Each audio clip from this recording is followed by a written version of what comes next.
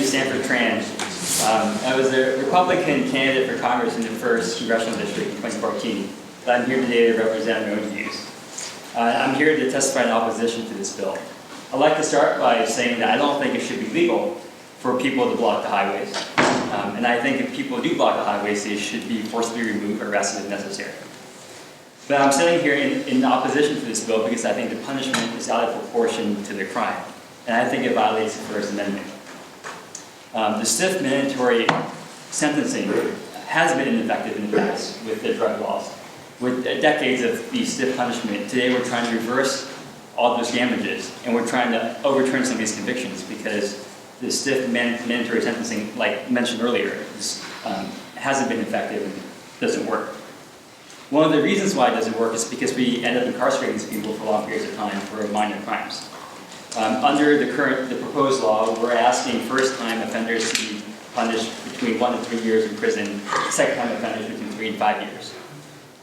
Currently, this state spends, or our state spends, $43,000 per year to incarcerate somebody.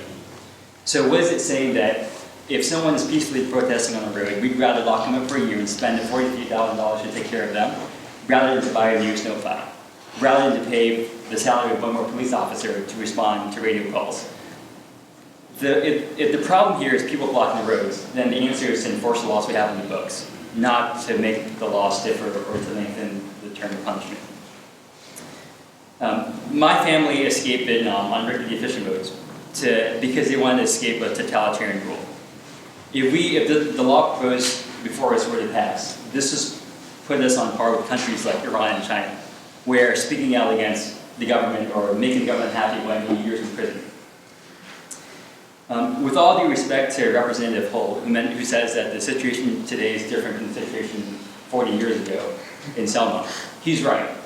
But I'd like to also point out that if we pass any laws today, it will stay on the books for who knows how long.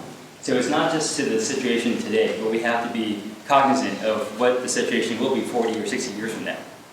And so if the law today doesn't work well 40 years ago, it probably won't work well in another 40 years. I'd also like to point out that Representative Hull is the chair of the Martin Luther King Jr. State Holiday Commission. And if this law had been in effect 40 years ago, Martin Luther King was arrested 30 times. So if this law had been in effect back then, there would be no Martin Luther King holiday, and he would not be chair of said commission. And I find that kind of ironic. Thank you. Any questions? Don't worry, I'm still here.